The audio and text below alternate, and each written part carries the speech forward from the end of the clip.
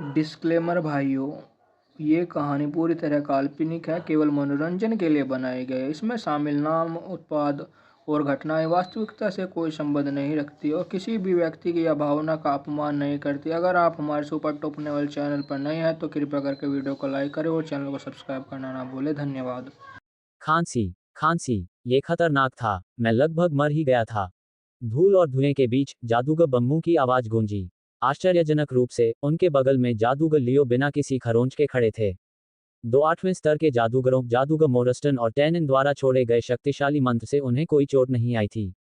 जब युद्ध क्षेत्र में एक अज्ञात जादूगर प्रकट हुआ और 8वें स्तर के जादूगरों के बीच चल रही लड़ाई में सीधे तौर पर शामिल हो गया, तो मैदान पर मौजूद कई जादूगरों ने ध्यान देना शुरू कर दिया।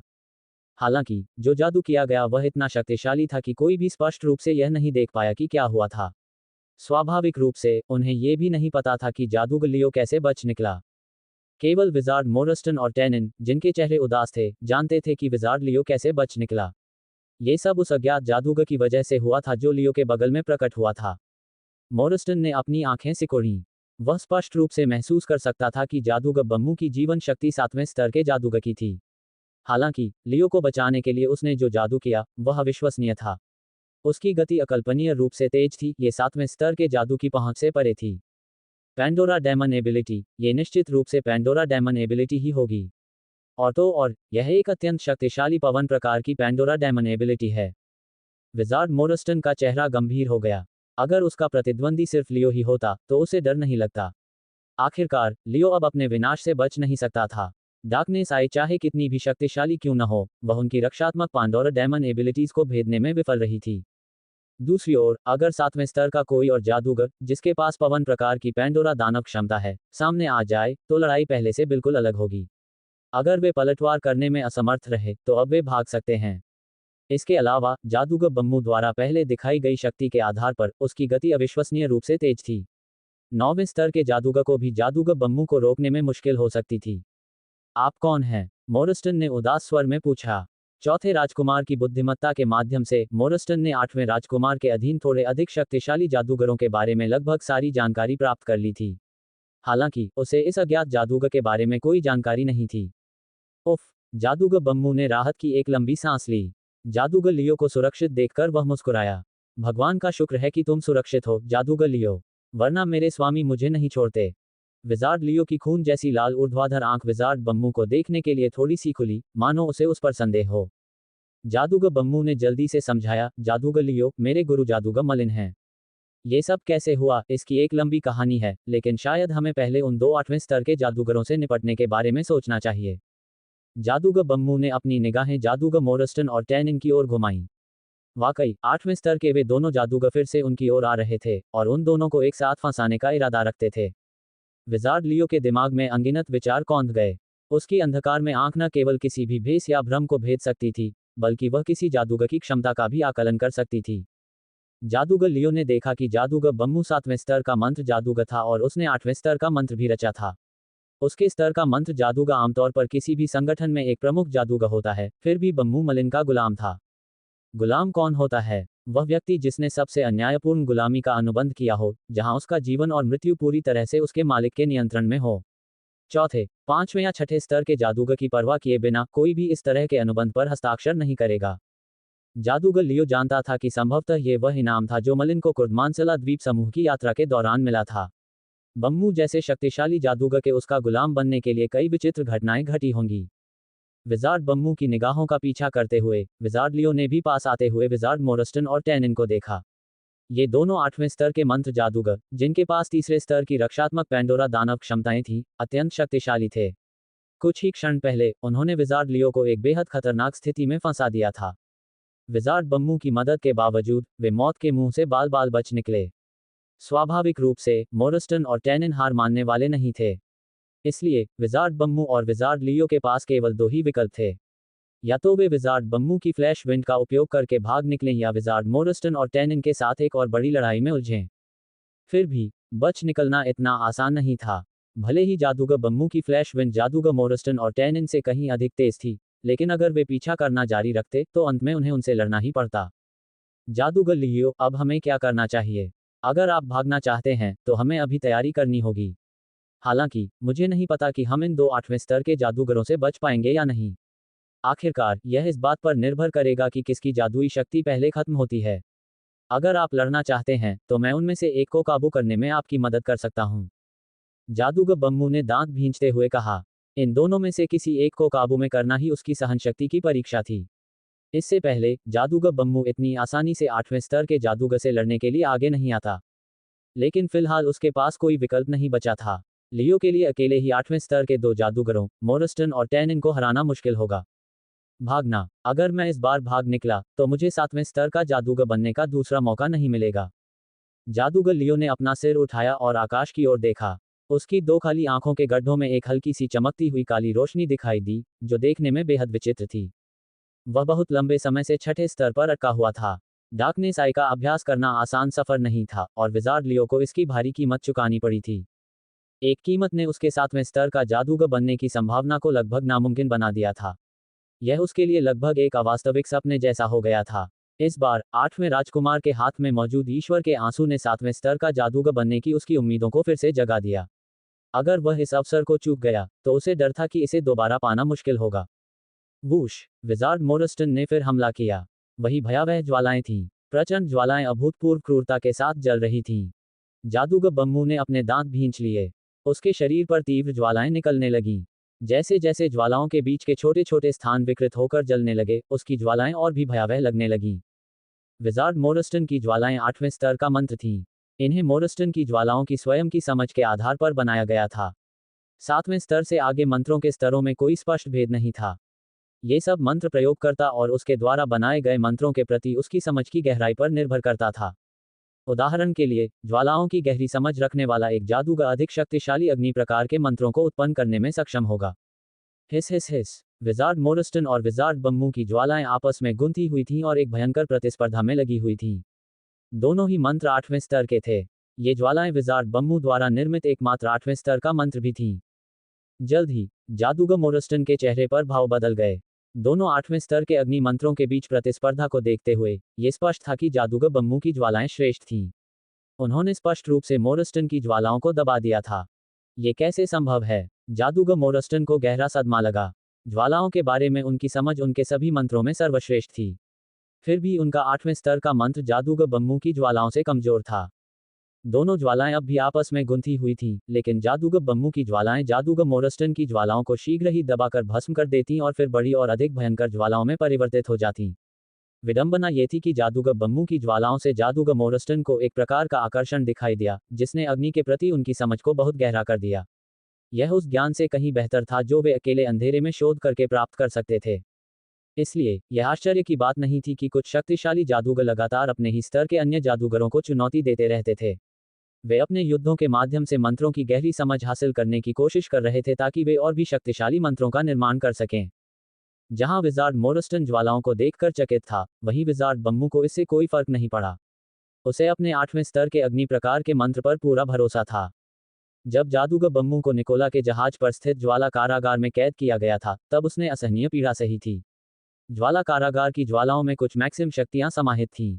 इस भयानक ज्वाला कारावास में कष्ट भोगते हुए ही जादूगर बम्मू की ज्वालाओं की समझ में अभूतपूर्व वृद्धि हुई। इसी समझ के बल पर उन्होंने 8वें स्तर का एक नया ज्वाला मंत्र रचा। इसके अलावा इसी नए 8वें स्तर के ज्वाला मंत्र की सहायता से जादूगर बम्मू ज्वाला कारागार में सैकड़ों वर्षों तक जीवित रहने में कामयाब रहा। तभी मलिन ने तीनों स्तरों को पार किया, ज्वाला मैक्सिम प्राप्त किया, निकोला के जहाज पर कब्जा किया और उसे ज्वाला कारागार से मुक्त कराया। इसलिए जादूगर बम्मू को अग्नि प्रकार के मंत्रों पर पूर्ण विश्वास था। ये भी सिद्ध हो चुका था कि इस 8वें स्तर के मंत्र से जादूगर बम्मू दूसरे 8वें स्तर के मंत्र की शक्ति का प्रतिकार करने में सक्षम था। बेशक 8वें स्तर के जादूगर को इतनी आसानी से हराया नहीं जा सकता था, और न ही उसके पास केवल एक ही 8वें स्तर का मंत्र होता। जैसे ही जादूगर बम्मू ने उसके अग्नि प्रकार के मंत्र को लगभग पूरी तरह से निष्क्रिय कर दिया, जादूगर मोरस्टन के शरीर पर जल तत्वों की धाराएं बहने लगीं। मोरस्टन और टैनिन दोनों ने जल प्रकार के मंत्रों का निर्माण किया था। इसलिए जब जादूगर बम्मू की ज्वालाएं उनके जल प्रकार के मंत्रों से टकराईं, विशेषकर जब वे पांडोरा दानव क्षमता के साथ मिश्रित हो गईं, तो वे निष्प्रभावी हो गईं। वे अब जादूगर मोरस्टन के लिए कोई खतरा नहीं बन सकती थीं। धिक्कार है। जादूगर लियो, उनकी पांडोरा दानव शक्तियां उनके मंत्रों में समाहित हो गई हैं। ये बहुत शक्तिशाली है, हम उन्हें मुश्किल से ही कोई नुकसान पहुंचा पा रहे हैं। चलो अस्थायी रूप से भागने के लिए मेरी फ्लैश विंड का इस्तेमाल करते हैं। मन ही मन जादूगर बम्मू अपनी शक्तियों का आकलन करना चाहता था। वह वास्तव में ये जानने के लिए उत्सुक था कि क्या वह 8वें स्तर के जादूगर का मुकाबला कर सकता है। फिर भी इस बार मोरस्टन और टैनिन दोनों ही अत्यंत शक्तिशाली थे। पेंडोरा दानव शक्तियों के समावेश के कारण जादूगर बम्मू उन पर हावी नहीं हो सका। मलिन ने उसे जो आदेश दिया था वह जादूगर लियो की सुरक्षा सुनिश्चित करना था। इसलिए उसने पीछे हटने के बारे में सोचा। फ्लैश विंड का उपयोग करके मोरस्टन और टैनिन कम से कम एक पल के लिए भी उन्हें हरा नहीं पाएंगे। स्विश! जादूगर बम्मू ने अपना सिर घुमाया, लेकिन पाया कि जादूगर लियो वहां नहीं था। जादूगर लियो का पीछे हटने का जरा भी इरादा नहीं था। इसके बजाय वह जादूगर मोरस्टन की ओर सीधे हमले की ओर बढ़ रहा था। जादूगर लियो के चेहरे पर दृढ़ता साफ झलक रही थी, खासकर उसके माथे पर स्थित खून जैसी लाल खड़ी आंख पर। वह आंख इतनी खुली हुई थी कि उसके अंदर की हल्की सी रोशनी भी लगभग दिखाई दे रही थी। अंधकार में आंख नियंत्रण करो। विजार्ड लियो ने धीमी सी गुर्राहट की। उसके माथे पर डार्कनेस आई की खून जैसी लाल चमक मंद पड़कर एक धुंधली सी झिलमिलाहट में बदल गई थी। ये भयावह और भयानक प्रतीत हो रहा था। जहां तक जादूगर लियो की बात है, वह थोड़ा कांप रहा था और उसका चेहरा बेहद पीला पड़ गया था। ऐसा लग रहा था मानो वह सिर्फ दृढ़ संकल्प के बल पर टिका हुआ हो। इसका मतलब यह था कि डार्कनेस आई के इस हमले को सक्रिय करना जादूगर लियो के लिए भी असहनीय था। डार्कनेस आई के 7 रूप थे, पहले 3 थे भ्रमित करना, नष्ट करना और विघटित करना। इस बार जादूगर लियो ने नियंत्रण को सक्रिय किया था, जो स्पष्ट रूप से चौथा रूप था। चौथा रूप। मलिन की निगाहें थोड़ी तेज हो गईं। उसने जादूगर लियो में हो रहे बदलावों को देखा और जान गया कि यही जादूगर लियो का तुरुप का पत्ता है, अंधकार नेत्र का चौथा रूप। पता चला कि जादूगर लियो ने अंधकार नेत्र के चौथे रूप का अभ्यास कर लिया था। बात बस इतनी थी कि विजार्ड लियो की मौजूदा ताकत के साथ डार्कनेस आई के चौथे रूप को सक्रिय करना उन पर अभूतपूर्व रूप से भारी पड़ रहा था। वे इसे लंबे समय तक बनाए भी नहीं रख पा रहे थे। अगर वे इसे एक पल के लिए भी ज्यादा इस्तेमाल करते तो विजार्ड लियो को गंभीर चोटें लगती जिनसे उबरना मुश्किल होता। जादूगर बम्मू जादूगर लियो की अंधकार में आंख से निकलती धुंधली रोशनी की किरणों को स्तब्ध होकर देखता रह गया। कई 100 साल पहले का एक जादूगर होने के नाते, जिसे अंधकार में आंख के बारे में कुछ ज्ञान था, जादूगर बम्मू अंधकार में आंख के चौथे रूप के अर्थ को भलीभांति जानता था। क्या अभी भी कोई ऐसा व्यक्ति हो सकता है जो डार्कनेस आई के चौथे रूप को विकसित कर सके? जादूगर बम्मू ने धीमी आवाज में कुछ बुदबुदाया। फिलहाल विजार्ड लियो के डार्कनेस आई के चौथे रूप का निशाना विजार्ड मोरस्टन था। उसके चारों ओर की ज्वालाएं पूरी तरह से बुझ चुकी थीं और तात्विक उतार चढ़ाव का कोई निशान नहीं था। धुंधली काली रोशनी की किरणें एक पिंजरे की तरह थीं, जिसने मोरस्टन को अंदर कैद कर लिया था।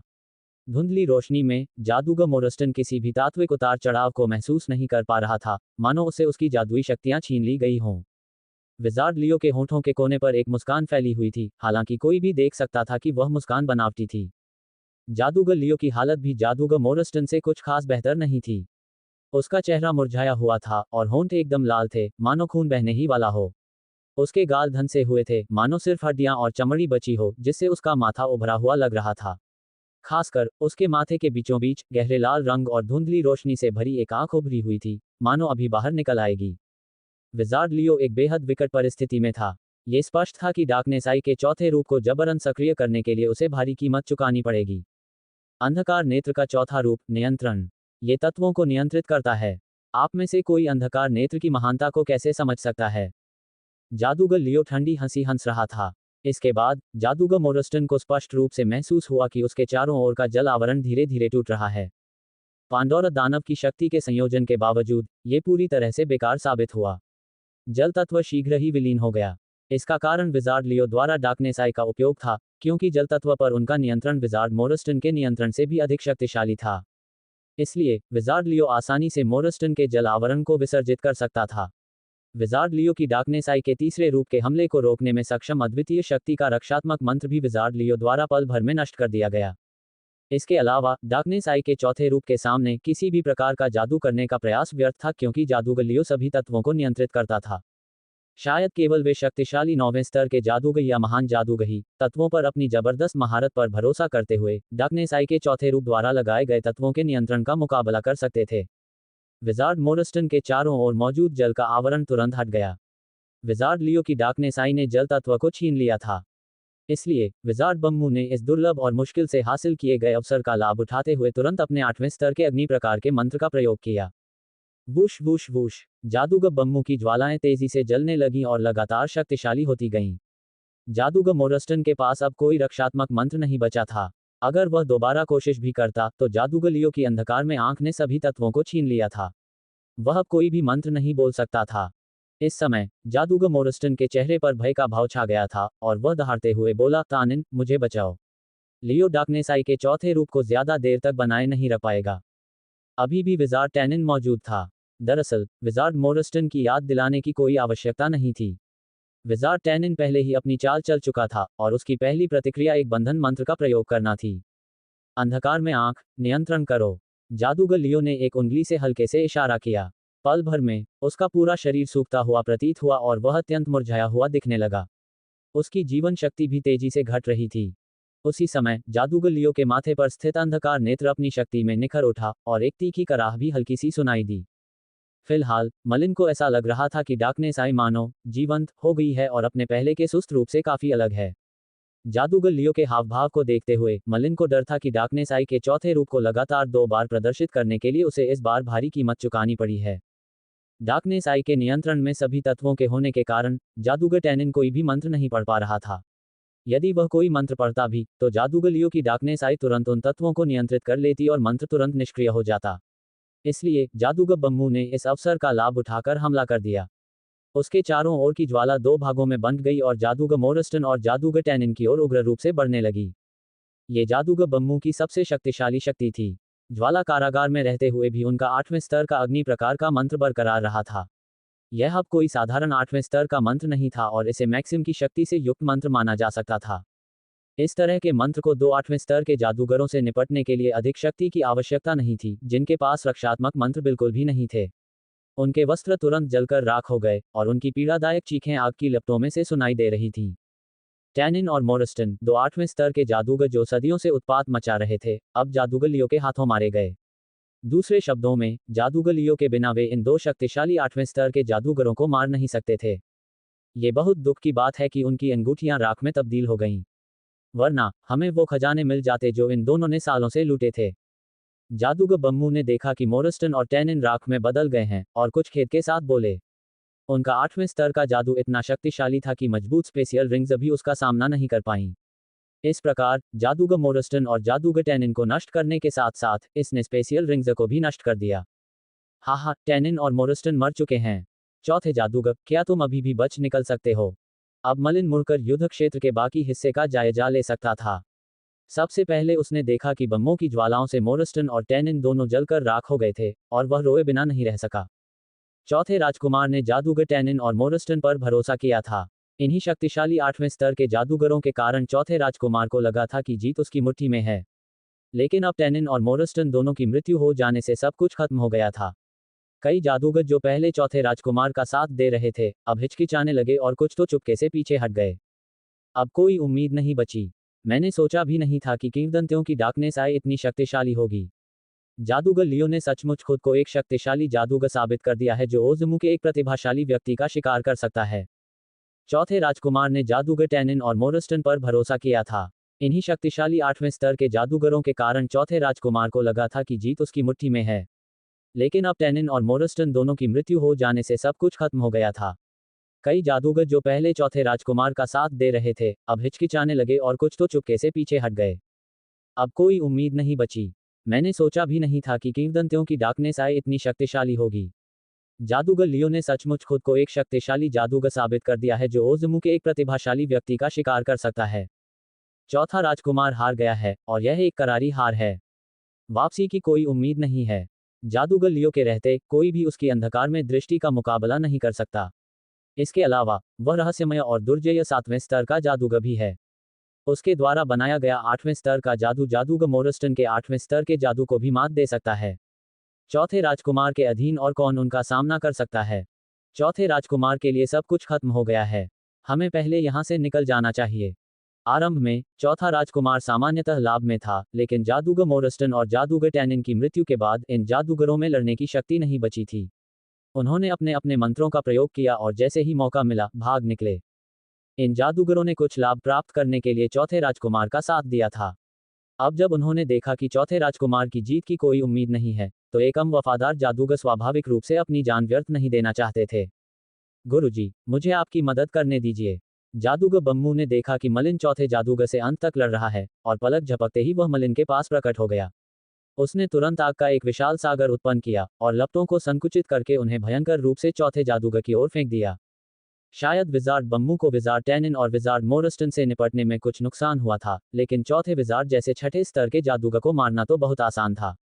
ज्वालाओं ने चौथे जादूगर को अपनी चपेट में ले लिया। इससे पहले कि वह कुछ चिल्ला पाता, मलिन से इतने लंबे समय तक लड़ता रहा चौथा जादूगर आग में तब्दील हो गया। मलिन ने युद्ध क्षेत्र पर अपनी दृष्टि घुमाई। आठवें राजकुमार की सेना अजेय प्रतीत हो रही थी।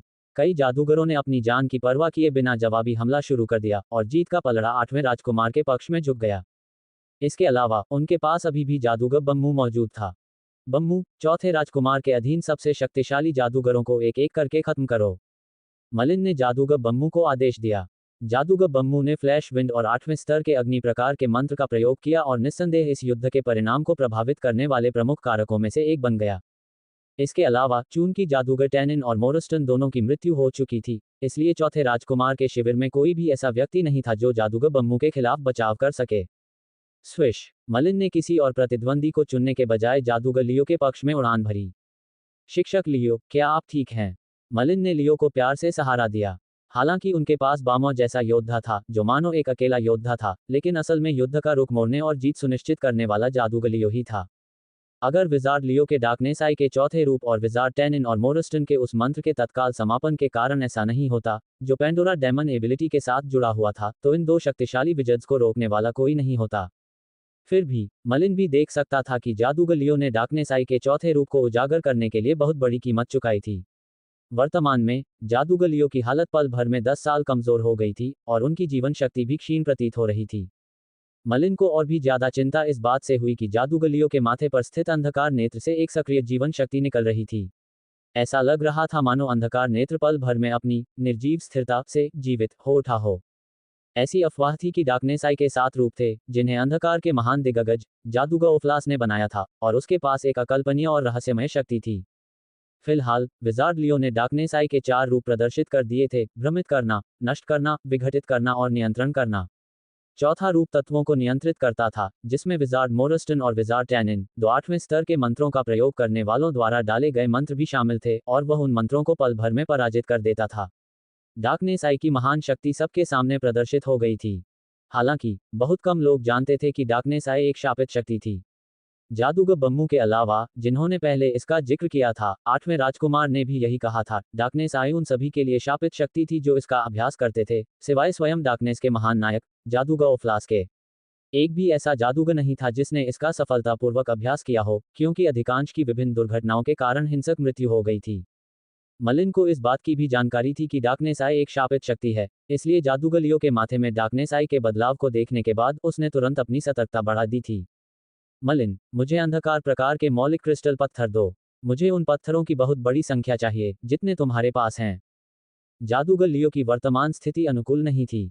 उसका पूरा शरीर एक मुरझाए हुए शव जैसा दिख रहा था, जो भयावह था। मलिन ने तुरंत अपनी अंगूठी में मौजूद सभी अंधकार प्रकार के मौलिक क्रिस्टल पत्थरों को खोज निकाला और उन्हें जादूगर लियो को सौंप दिया। ये अंधकार प्रकार के मौलिक क्रिस्टल पत्थर एक एक करके काले धुंध में बदल गए। ऐसा प्रतीत हुआ मानो जादूगर लियो के शरीर के भीतर एक भंवर उठ रहा हो, जो इन सभी मौलिक क्रिस्टल पत्थरों को तेजी से निगल रहा हो। जैसे ही विजार्ड लियो उन्मत्त होकर अंधकार प्रकार के मौलिक क्रिस्टल पत्थरों का सेवन कर रहा था, उसके माथे में स्थित उसकी अंधकार आंख बाहर की ओर उभर आई, मानो वह विजार्ड लियो के माथे से मुक्त होना चाहती हो। मोहर, विजार्ड लियो की आंखें खुलीं और उसके हाथों में तीव्र अंधकार तत्व की ऊर्जा का प्रवाह हुआ, जिसके बाद उसने अपनी हथेलियों को अपने माथे पर पटका। चकाचौंध कर देने वाली लाल और काली रोशनी के विस्फोट तुरंत विकृत होकर एक दूसरे के चारों ओर घूमने लगे। काफी देर बाद आखिरकार विजार्ड लियो ने धीरे धीरे अपने हाथ छोड़े। उसके माथे पर मौजूद डार्कनेस आई फिलहाल शांत हो गई थी, लेकिन विजार्ड लियो कई साल बूढ़ा लग रहा था और उसकी ऊर्जा का स्तर शाही शहर में उसके आगमन के समय से बहुत कम हो गया था। यह इस हद तक था कि उसकी भयावह शक्ल, जो एक सूखे हुए शव जैसी दिखती थी, किसी को भी उसे देखकर कांपने पर मजबूर कर देती थी। जादूगर लियो ने अपना सिर थोड़ा हिलाया और हल्के आत्मव्यंग्यपूर्ण स्वर में कहा, आह, एक शापित शक्ति। मैं पहले इसे वश में करने में लगभग असमर्थ था। ईश्वर के आंसू के लिए थोड़ा जोखिम उठाना उचित है। ईश्वर के आंसू के ख्याल से जादूगर लियो की आंखें चमक उठीं। इस बार डार्कनेस आई के चौथे रूप का प्रदर्शन करने में उसे ओसियस के खिलाफ लड़ाई से भी ज्यादा कीमत चुकानी पड़ी थी। उस समय विजार्ड लियो ने अपना एक हाथ कुर्बान कर दिया था। इस बार हालांकि वह घायल नहीं दिख रहा था, सच्चाई ये थी कि विजार्ड लियो को कहीं अधिक बड़ा नुकसान उठाना पड़ा था। आम लोग कभी नहीं जान पाएंगे कि डार्कनेस आई के चौथे रूप को प्रकट करने के लिए विजार्ड लियो को अंततः क्या कीमत चुकानी पड़ी। हालांकि जादूगर लियो ईश्वर के आंसू के लिए इतना बड़ा बलिदान देने को तैयार था। जब तक ईश्वर का आंसू वास्तव में अपना उद्देश्य पूरा करता है, जिससे वह अंधकार नेत्र साधना की कमियों को दूर कर पाता है और 7वें स्तर का जादूगर बन जाता है, तब तक यही उसके लिए सबसे बड़ा पुरस्कार होगा। कीमत चाहे जो भी हो, ये बलिदान सार्थक होगा। स्विश! विजार्ड लियो अचानक उठ खड़ा हुआ। उसका शरीर कंकाल की तरह मुरझाया हुआ था और केवल एक पतले चोगे से ढका हुआ था। विजार्ड लियो की यह हालत डार्कनेस आई के चौथे रूप को जबरदस्ती सक्रिय करने की कीमत चुकाने के कारण हुई थी। वर्तमान युद्ध क्षेत्र की स्थिति में आमूलचूल परिवर्तन आ चुका था। चौथे राजकुमार के अधीन कई जादूगर या तो भाग निकले थे या मारे गए थे। कुल मिलाकर अब केवल कुछ ही बिखरे हुए जादूगर बचे थे जो प्रतिरोध कर रहे थे। विजार्ड बम्मू द्वारा लगातार विरोधियों का सफाया करने के कारण ये स्थिति और भी गंभीर हो गई थी। विजार्ड बम्मू जहां भी पहुंचता, वहां कोई भी जादूगर या सेना उसका मुकाबला नहीं कर पाती थी। हर तरफ आग की लपटें उठ रही थीं। 8वें स्तर के 2 जादूगरों, जादूगर मोरस्टन और जादूगर टैनिन के अलावा, चौथे राजकुमार के अधीन सबसे शक्तिशाली जादूगर प्रथम, द्वितीय और तृतीय जादूगर थे। हालांकि इस समय वे कहीं भी दिखाई नहीं दे रहे थे। बम्मू! मलिन ने जादूगर बम्मू को बुलाने के लिए दास अनुबंध का इस्तेमाल किया। मालिक! जादूगर बम्मू ने मलिन की ओर देखा और आदरपूर्वक उन्हें पुकारा। चौथे राजकुमार के अधीन पहले, दूसरे और तीसरे जादूगर कहाँ हैं? ये तीनों जादूगर 7वें स्तर के मंत्र प्रबंधक थे और मलिन को उनके शव कहीं भी पड़े हुए नहीं दिखे। इसलिए मलिन ने पूछताछ की क्योंकि 7वें स्तर के मंत्र प्रबंधक काफी असाधारण होते हैं और किसी भी मंत्र प्रबंधक संगठन द्वारा उन्हें महत्व दिया जाता है। ये सुनकर बम्मू केवल कड़वी मुस्कान ही दे सका। गुरुजी, पहले, दूसरे और तीसरे जादूगर बड़े ही चतुर थे। मेरे पहुंचने से पहले ही वे भाग गए। क्या वे भाग गए? मलिन थोड़ा चौंक गया। फिर भी कुछ सोचने के बाद ये तर्कसंगत लगा। 3 7वें स्तर के जादूगर एक दुर्जय सेना का गठन करेंगे, लेकिन जब उनका सामना जादूगर लियो और बम्मू से होगा तो ये पर्याप्त नहीं होगा। चौथे राजकुमार की उम्मीदें पूरी तरह खत्म हो चुकी थीं। चौथे राजकुमार के लिए यहां मरना सरासर मूर्खता होगी। अच्छा हुआ कि वे भाग गए। इससे हमारी बहुत सारी परेशानियां टल गईं। चलो चलते हैं, अब तो बस चौथा राजकुमार ही बचा है। मलिन ने देखा कि 8वें राजकुमार के अधीन अधिकांश जादूगर इकट्ठा होने लगे थे और दूर से ही चौथे राजकुमार और 8वें राजकुमार के बीच की लड़ाई को चुपचाप देख रहे थे। यद्यपि दोनों राजकुमार केवल 6ठे स्तर के जादूगर थे, फिर भी उन्होंने शाही परिवार के सबसे शक्तिशाली मंत्रों का निर्माण कर लिया था और पांडोरा दानव क्षमताओं का अभ्यास कर लिया था। इसलिए उनकी युद्ध शक्ति 7वें स्तर के जादूगरों से किसी भी तरह कम नहीं थी, और अधिकांश जादूगर उनके पास जाने की हिम्मत नहीं करते थे। केवल जादूगर बम्मू, जादूगर लियो और वे 3 7वें स्तर के मंत्र जादूगर ही थोड़ा करीब जा सकते थे। मलिन ने पांडोरा दानव क्षमता, फ्यूज अर्थ का उपयोग करके परफेक्ट आर्मर बनाया और जादूगर लियो और बाकी लोगों के साथ लगभग खड़ा हो सका। असंख्य निगाहें चौथे राजकुमार को देख रही थीं, फिर भी वह अपनी स्थिति से पूरी तरह बेखबर लग रहा था, क्योंकि उसका शरीर बर्फीली शक्ति से कांप रहा था। दूसरी ओर 8वें राजकुमार के पास भयंकर आग के साथ साथ एक तूफानी आंधी भी थी और वह भी विस्मयकारी प्रतीत हो रहा था। फिलहाल दोनों राजकुमार बराबर की टक्कर के थे और कोई भी दूसरे को मात नहीं दे सकता था।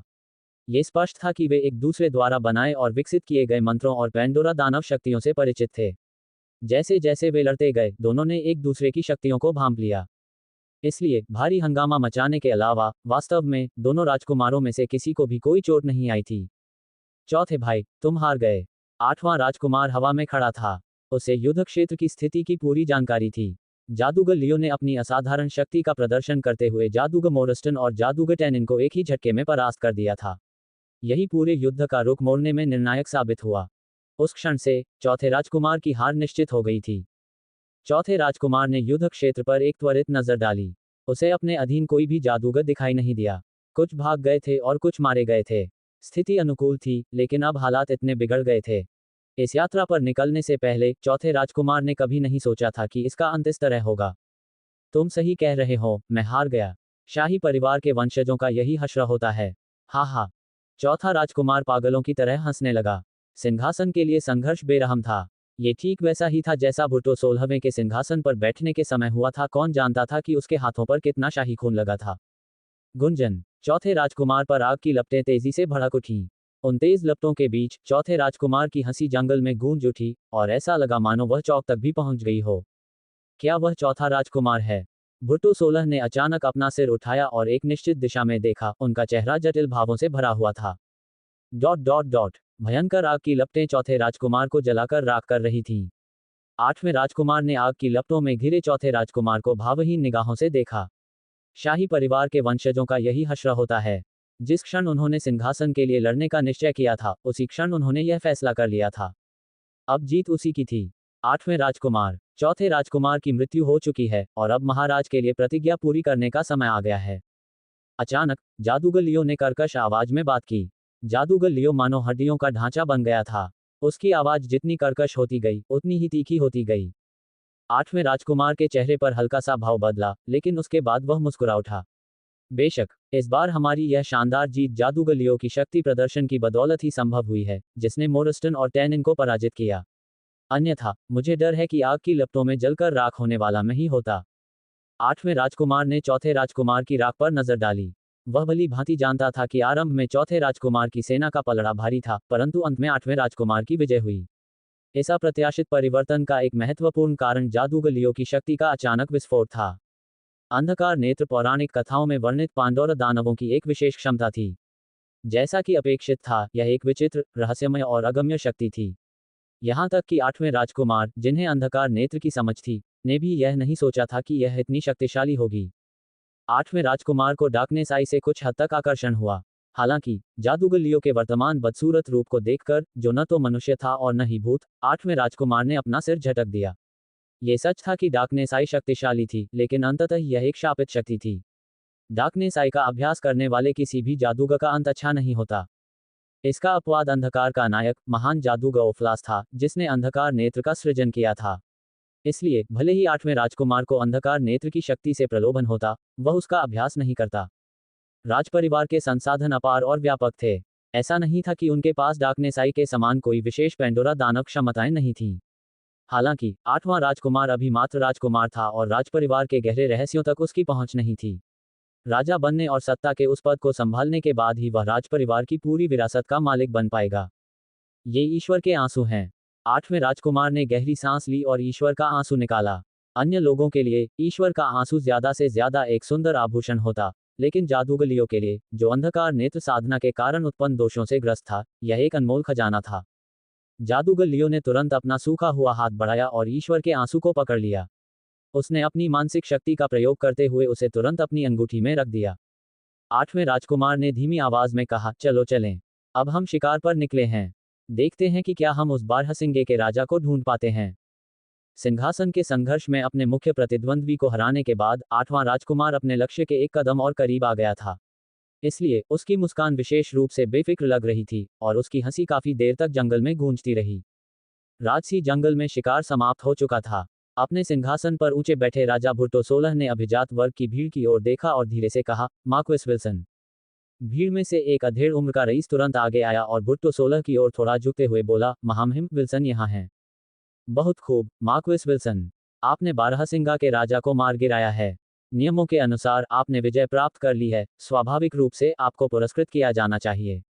मैंने सुना है कि आपके 2 बेटे हैं और उनमें से एक आपकी उपाधि का उत्तराधिकारी नहीं बन पाएगा।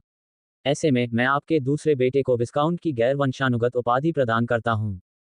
भुट्टो 16 ने तुरंत उन्हें विस्काउंट की उपाधि प्रदान कर दी। यह महज एक उपाधि नहीं थी। ब्लैकमून साम्राज्य के अभिजात वर्ग के पास अपार विशेषाधिकार थे और लगभग प्रत्येक अभिजात वर्ग के पास उससे संबंधित एक भूभाग था। भूभाग पर यह अधिकार ही अभिजात वर्ग की नींव था। एक विस्काउंट, भले ही वह वंशानुगत उपाधि न हो, एक विशाल जागीर का मालिक होता था। विल्सन परिवार के लिए यह एक अविश्वसनीय खबर थी। इस प्रकार, मार्क्विस विल्सन ये सुनकर अत्यंत प्रसन्न हुए और भुट्टो 16 से कृतज्ञतापूर्वक कहा, महामहिम की उदारता के लिए मैं आपका आभारी हूँ। कई लोग विल्सन से ईर्ष्या करते थे। वह महज भाग्यशाली था कि उसने बारहसिंगा के राजा को मार गिराया और उसने राज्य के विकास में कोई खास योगदान नहीं दिया, फिर भी उसे एक कुलीन उपाधि प्राप्त हुई। चौथे राजकुमार कहाँ हैं? जी हाँ, सही है। मैंने चौथे राजकुमार को कुछ लोगों को भव्य ढंग से जंगल में ले जाते हुए देखा है। यकीनन वे ठीक होंगे। कुछ अनभिज्ञ लोगों ने जब ये पता लगाया कि चौथे राजकुमार का कोई सुराग नहीं मिला है, तो वे दबी आवाज में आपस में चर्चा करने लगे। भुट्टो 16 ने अपनी भौहें थोड़ी सिकुड़ी और आठवें राजकुमार की ओर देखा। उन्होंने धीरे से पूछा, आठवें राजकुमार, क्या आपने चौथे राजकुमार को देखा है? आठवें राजकुमार के चेहरे पर कोई भाव नहीं बदला। उन्होंने भुट्टो 16वीं की आंखों में गहराई से देखा। इसके बाद उन्होंने शांत भाव से उत्तर दिया, महाराज, चौथे राजकुमार का जंगल में कुछ खूंखार जानवरों से सामना हो गया और लापरवाही के कारण उनका संतुलन बिगड़ गया। वे घोड़े से गिर गए और उनकी मृत्यु हो गई। इस कहानी में कई अंगड़ कमियां थीं। चौथा राजकुमार एक उत्कृष्ट छठे स्तर का जादूगर था और इतने शक्तिशाली जादूगरों से घिरा हुआ था। एक जंगली जानवर से मामूली मुठभेड़ के कारण वह अपने घोड़े से गिरकर कैसे मर सकता था। हालांकि इतने अस्पष्ट जवाब के बावजूद भुट्टो 16 ने धीरे से सिर हिलाया और एक लंबी आह भरी। रक्षकों, चौथे राजकुमार के शव की तलाश करो और उसे राजमहल में दफना दो। इसके साथ ही भुट्टो 16वें ने कई पहरेदारों और जादूगरों की सुरक्षा में किंग्सवुड छोड़ दिया। जब वे 8वें राजकुमार के पास से गुजरे तो उनकी आंखों में एक रहस्यमयी चमक दिखाई दी। 8वें राजकुमार ने भुट्टो 16वें के विदा होते हुए रूप को देखा और बुदबुदाते हुए कहा, उस समय पिता ने एक एक करके अन्य राजकुमारों को हटाकर अंततः सिंहासन ग्रहण किया था। यही हम शाही परिवार के वंशजों का भाग्य है, एक ऐसा भाग्य जिससे हम कभी बच नहीं सकते। भुट्टो 16वें के हाथों पर भी खून लगा था। शुरुआत में उन्हें भी इसी तरह की प्रक्रिया से गुजरना पड़ा था। बेशक वे समझ गए होंगे कि चौथे राजकुमार और 8वें राजकुमार के बीच युद्ध का परिणाम पहले ही निर्धारित हो चुका था। हालांकि वह ब्लैकमून साम्राज्य के राजा थे और उनके पास अपार शक्ति थी, भुट्टो 16वें को अपने उत्तराधिकारी के चयन के मामले में कोई अधिकार नहीं था और वे हस्तक्षेप भी नहीं कर सकते थे। ऐसा इसलिए था क्योंकि सिंहासन के अंतिम उम्मीदवार का निर्धारण शाही परिवार के वरिष्ठ सदस्यों के समूह द्वारा किया जाता था, जिसमें शाही परिवार की पीढ़ियों के सबसे शक्तिशाली व्यक्ति शामिल थे। उम्मीदवार का चयन उन्होंने मिलकर किया था और भुट्टो 16वें भी इसमें हस्तक्षेप नहीं कर सकते थे। इसलिए भले ही 8वें राजकुमार और चौथे राजकुमार और उसके बाद के 9वें और 13वें राजकुमार और इसी तरह आगे आने वाले राजकुमार एक दूसरे को मारना चाहते हों, भुट्टो 16 के हाथ बंधे हुए थे। वे केवल उनकी बातों पर ध्यान न देकर जो होना था वो होने देते हुए चुपचाप सिंहासन पर अपने अंतिम 5 वर्ष बिताते रहे। 8वें राजकुमार के महल के विशाल हॉल में 2 पंक्तियों में जादूगर बैठे थे। दाईं ओर जादूगर लियो सबसे आगे थे, उनके बाद मलिन, जादूगर बम्मू और अन्य जादूगर बैठे थे। ये बैठने की व्यवस्था संयोगवश नहीं थी और इन सीटों पर कोई भी नहीं बैठ सकता था। मलिन और जादूगर लियो को स्वाभाविक रूप से आगे की सीटों पर बैठने का अवसर मिला क्योंकि 8वें राजकुमार ने उनकी क्षमताओं और पद का निर्धारण किया था। सभी को सूचित किया जाता है कि चौथा राजकुमार मर चुका है। पूरे शाही शहर में अब राज परिवार का कोई भी सदस्य मेरे लिए खतरा नहीं है। इस बार मुझे विशेष रूप से जादूगर लियो का धन्यवाद करना है। मेरा मानना है कि सभी ने देखा होगा कि अगर जादूगर लियो ने अपनी शक्ति का अद्भुत प्रदर्शन करके हमारी इस विकट स्थिति को नहीं संभाला होता तो हम गंभीर खतरे में पड़ गए होते। 8वें राजकुमार ने अपनी निगाहें जादूगर लियो पर टिका दी। हालांकि जादूगर लियो अब मात्र हड्डियों का ढांचा रह गया था, फिर भी कोई भी जादूगर उसे कमतर आंकने की हिम्मत नहीं करता था। यहां तक कि मोस्टन और टेनिन, जो कि प्रतिष्ठा के धनी 8वें स्तर के 2 जादूगर थे, भी मर चुके थे। हालांकि उन्हें जादूगर लियो ने नहीं मारा था, फिर भी उनकी मृत्यु का मुख्य कारण वही था। विजार्ड बामों की वजह से ही हम इतने बड़े नुकसान से बच पाए। विजार्ड बामों के आने से कई जादूगरों की जान बच गई। विजार्ड बामों विजार्ड मलिन के सहायक हैं, इसलिए विजार्ड बामों और विजार्ड मलिन के बिना हम आज यह महान विजय हासिल नहीं कर सकते थे। 8वें राजकुमार की आंखों में एक अजीब सी चमक उठी। उन्हें इस बात पर कुछ आश्चर्य हुआ था कि मलिन के सहायक के रूप में एक 7वें स्तर का जादूगर था। इसके अलावा ये 7वें स्तर का जादूगर असाधारण प्रतीत होता था। उसने 8वें स्तर का मंत्र रचा था और इस प्रकार उसके पास 8वें स्तर का जादूगर बनने का अवसर था। 7वें स्तर का जादूगर, जिसमें 8वें स्तर का जादूगर बनने की क्षमता थी। इस तरह की क्षमता वाले जादूगर आमतौर पर जादूगरों के संगठनों के उच्च स्तरीय समूह में होते थे। हालांकि बम्मू मलिन का सहायक बनने को तैयार था और मलिन का अनुसरण करता था। इससे मलिन रहस्यमय प्रतीत होता था। इसके बाद 8वें राजकुमार ने प्रत्येक जादूगर को पुरस्कृत किया। इस बार 8वें राजकुमार की शानदार जीत के परिणामस्वरूप भविष्य में इन जादूगरों को और भी अधिक लाभ प्राप्त होगा। फिर भी मलिन और लियो को सार्वजनिक रूप से ऐसा कोई पुरस्कार नहीं मिला। लियो को तो पहले ही ईश्वर का आंसू प्राप्त हो चुका था और उसे किसी और चीज की आवश्यकता नहीं थी। जहां तक मलिन के पुरस्कार की बात है, 8वें राजकुमार को इसे पूरा करने के लिए कुछ समय बिताने की आवश्यकता होगी। जादूगर मलिन, हम अभी भी आपके लिए आवश्यक औषधि सामग्री एकत्र कर रहे हैं और इसमें अभी भी कुछ समय लग सकता है। 8वें राजकुमार ने बोलते समय मुस्कुराया। अपने कट्टर शत्रु चौथे राजकुमार को हराने के बाद 8वें राजकुमार ने अपना आत्मविश्वास पुनः प्राप्त कर लिया था और उनमें एक सूक्ष्म गरिमा झलक रही थी। मलिन ने सिर हिलाया और शांत भाव से उत्तर दिया, यदि औषधि बनाने की सामग्री देर से आती है तो कोई बात नहीं, लेकिन शाही मंत्र पुस्तकालय का क्या होगा?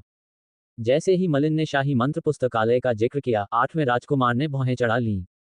ये काम करना मुश्किल होगा, लेकिन चूंकि उन्होंने शुरू से ही मलिन से वादा किया था, इसलिए उन्हें इसे हर हाल में पूरा करना होगा, चाहे ये कितना भी कठिन क्यों न हो।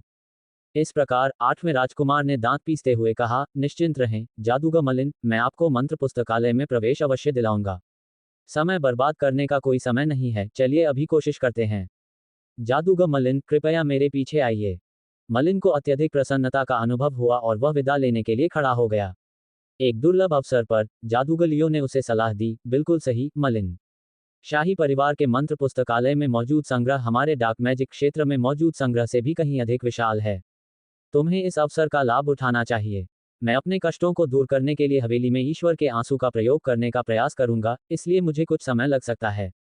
इसके बाद जादूगर लियो तुरंत उठकर हॉल से बाहर निकल गया और उस ध्वनिरोधक कक्ष की ओर चल पड़ा जिसे आठवें राजकुमार ने उसके लिए तैयार किया था। अगर विजार्ड लियो 7वें स्तर का स्पेल कैस्टर बन जाए तो मैं और भी शक्तिशाली हो जाऊंगी। आठवें राजकुमार ने जादूगर लियो के विदा होते हुए रूप को देखा और संतोष से भर गया। जादूगर लियो इस समय पहले से ही इतना शक्तिशाली था। यदि वह 7वें स्तर का जादूगर बन जाए तो क्या वह और भी अधिक शक्तिशाली नहीं हो जाएगा। चौथे राजकुमार की हार तो तय थी, लेकिन इसका मतलब यह नहीं था कि आठवां राजकुमार चैन की सांस ले सकता था। 9वां और 13वां राजकुमार अभी भी मैदान में थे। उन्होंने सिंहासन के लिए लड़ने का इरादा नहीं छोड़ा था और भविष्य में कभी न कभी उनके बीच युद्ध होना तय था। इसलिए जादूगर लियो जितना शक्तिशाली होगा, आठवें राजकुमार को उतना ही अधिक लाभ होगा। उसे भी आशा थी कि जादूगर लियो ईश्वर के आंसू का उपयोग करके उसकी बीमारियों को दूर करने में सफल होगा। मुझे उम्मीद है कि शिक्षक लियो उनकी बीमारियों को सफलतापूर्वक ठीक कर पाएंगे। मलिन ने मन ही मन जादूगर लियो के लिए शुभकामनाएं दी। उसने कभी डार्कनेस आई का अभ्यास नहीं किया था और उसे यह नहीं पता था कि इसके अभ्यास में क्या खामी थी जिसके कारण जादूगर लियो अब तक 7वें स्तर का जादूगर नहीं बन पाया था। अब उसने देखा कि विजार्ड लियो कुछ उत्साहित लग रहा था क्योंकि उसके पास ईश्वर का आंसू था। थोड़ी सी उम्मीद थी कि वह 7वें स्तर का जादूगर बन सकता है। जादूगर मलिन, चलो हम भी चलते हैं। आठवें राजकुमार मलिन को हवेली से दूर ले गए। वे एक शानदार घोड़ागाड़ी में सवार हुए और धीरे धीरे महल की ओर चल पड़े। घोड़े की गाड़ी में मलिन और आठवें राजकुमार ने कुछ सरल शब्दों का आदान प्रदान किया। औषधि बनाने की सामग्री आठवें राजकुमार के लिए अपना वादा पूरा करने में कोई बाधा नहीं थी। इसके विपरीत असली मुश्किल तो मंत्रों का पुस्तकालय था। आखिरकार मंत्रों का पुस्तकालय केवल शाही परिवार के सदस्यों के लिए खुला था, इसलिए केवल आठवें राजकुमार को ही प्रवेश की अनुमति थी। यदि वह किसी बाहरी व्यक्ति को अंदर लाना चाहता तो उसे राजा की अनुमति की आवश्यकता होती। इस तरह की बात के लिए अगर आठवें राजकुमार भुट्टो 16 के पास जाकर विनती भी करते तो भी संभवतः उन्हें स्वीकृति नहीं मिलती। आठवें राजकुमार, आप मुझे मंत्र पुस्तकालय में प्रवेश कैसे दिलाएंगे? मलिन ने पूछे बिना नहीं रह सका। उसे यह उम्मीद नहीं थी कि मंत्र पुस्तकालय में प्रवेश करना इतना मुश्किल होगा और बाहरी लोगों को अंदर लाने के लिए भुट्टो 16वीं की अनुमति की आवश्यकता होगी। उसकी चिंता मत करो, मेरे लिए बस इतना ही मायने रखता है कि मैं अपना वादा पूरा करूंगा। आठवें राजकुमार ने मलिन को गहरी नजर से देखा। उन्हें पता चला था कि मलिन अकेले ही चौथे और पांचवें जादूगर का सामना कर सकता है। इसके अलावा मलिन के साथ जादूगर बम्मू भी था, जो 7वें स्तर का जादूगर था और 8वें स्तर के जादूगरों से भी मुकाबला कर सकता था। इस तरह की शक्ति के साथ मलिन स्वाभाविक रूप से 8वें राजकुमार की नज़र में तेजी से पदोन्नति पाएगा और जादूगर लियो के बाद दूसरे स्थान पर आ जाएगा। इसलिए हालांकि स्पेल लाइब्रेरी में प्रवेश करना मुश्किल था और शाही परिवार के अन्य सदस्य इसके लिए पूरी तरह से असमंजस में पड़ जाते, 8वें राजकुमार के लिए यह अधिक संभव था। बात बस इतनी सी थी कि अगर वह सचमुच मलिन को जादू की लाइब्रेरी में प्रवेश देना चाहता था तो उसे अपना वह एक वादा पूरा करना ही होगा। आठवां राजकुमार अभी भी इस बात का मूल्यांकन कर रहा था कि क्या मलिन ऐसे वादे के लायक है या नहीं। मलिन के पास स्वयं भी शक्तिशाली क्षमताएं हैं। बामोर और जादूगर लियो के साथ उसके संबंध के अलावा आठवें राजकुमार के मन में अनगिनत विचार कौंध गए। जल्द ही उसने फैसला कर लिया। मलिन की वर्तमान शक्ति और जादूगर लियो से उसके संबंध को देखते हुए वास्तव में उसे आठवें राजकुमार के पक्ष में सबसे शक्तिशाली शक्ति माना जा सकता था। मलिन का महत्व स्पष्ट था, इसलिए भले ही उसे उस वादे का त्याग करना पड़े, मलिन को जादू की लाइब्रेरी में प्रवेश दिलाने के लिए ये सब करना उचित था।